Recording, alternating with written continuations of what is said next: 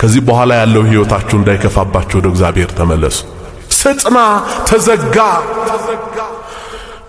አስማተኞች፣ ጠንቋዮች፣ ሟርተኞች ንግዶቻችሁን ለማጥፋት፣ ዕውቀታችሁን ለማጥፋት፣ ያላችሁን ነገር ለማጥፋት ምን ያህል ዘመን ደከሙ፣ ምን ያህል ዘመን ለፉ። እናንተ ስትደክሙ፣ እናንተ ስትጥሩ፣ እናንተ ስትወጡ ስትወርዱ ጎረቤት አይጥ የሚገንዙ ያልታደሉ ሰዎች እኮ አሉ። አይጥ ቀርቶ ለምን አሳማ አይገንዝም?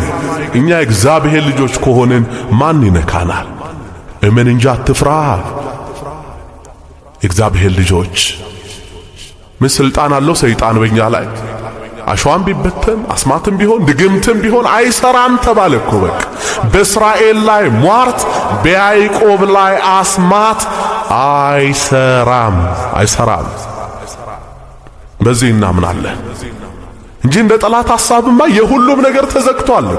ግን የሚገርማችሁ ወደ ቤታችን ገብተን ስንወጣ፣ አሁን ከቢሮም፣ አሁን ከመንገድም፣ አሁን ካለንበት ቦታ ስንንቀሳቀስ ሁሉ ነገር በሰከንዶች ሽርፍራፊ ይቀየራል።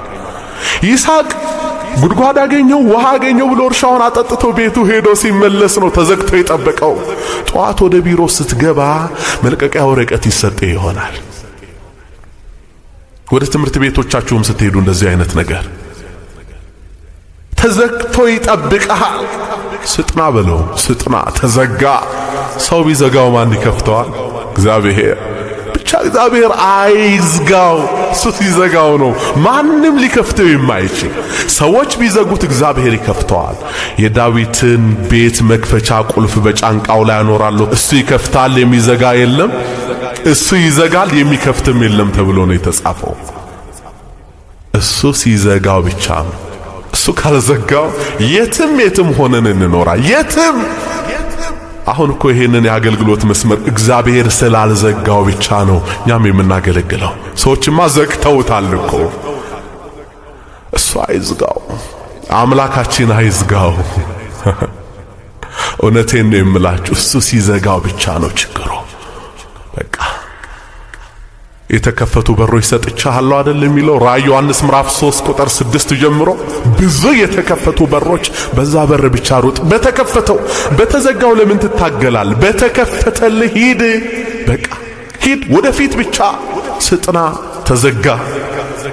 አሁን ሶስተኛ ላይ ጉድጓድ ለመቆፈር ሞከረ። እንዴት አይነት ጠንካራ ሰው ነው!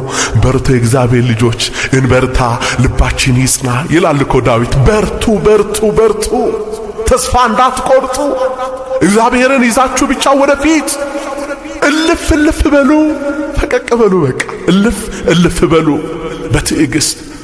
እንዳትጣሉኝ ሶስተኛ ጉድጓድ ልቆፈር፣ ሌላ አይጠቅምም አይረባም ያላችሁትን እስኪ ቦታ ስጡኝ ብሎ ይስሐቅ በፍቅር ለመናቸው። የጌራራ ሀገር ሰዎች በእጃቸው የድንጋዩን የቋጥኙን እርሻ እያሳዩት ያን ድንጋይ ቆፈር። ድንጋዩ ውስጥ ውሃ የሌለ እየመሰላቸው አለቱን ቆፍረ ከዛ ውሃ ተጠቀም አንደርስብህም አሉት።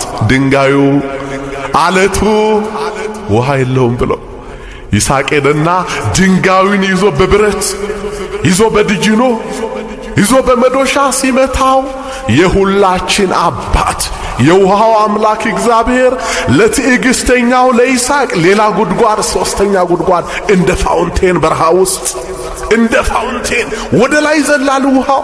ማን ጠረጠረ ድንጋዩ ውሃ ይኖረዋል ብሎ? ማን አሰበ? ያ ድንጋይ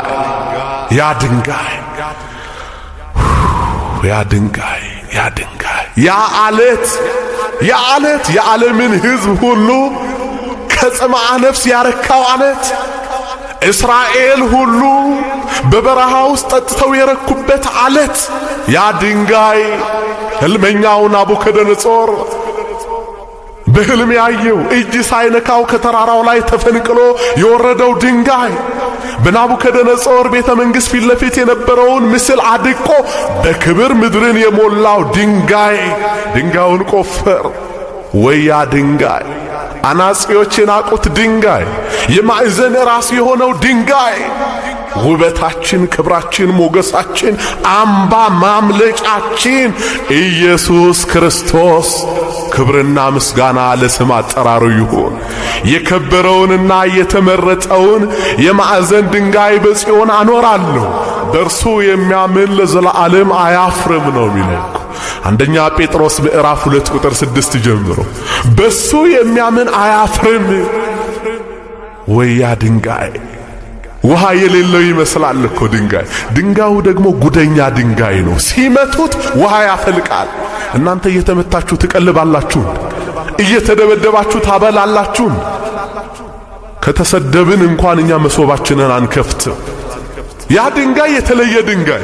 የእስራኤል ልጆች በበትራቸው ይመቱታል። ሲመታ ውሃ የሚያፈልቅ ጉደኛ ድንጋይ። ምንድነው የሚለው ቅዱስ ጳውሎስ በአንደኛ ቆሮንቶስ ምዕራፍ 10 ቁጥር 4 ላይ? እኔ ከቁጥር 2 እመለከተዋለሁ።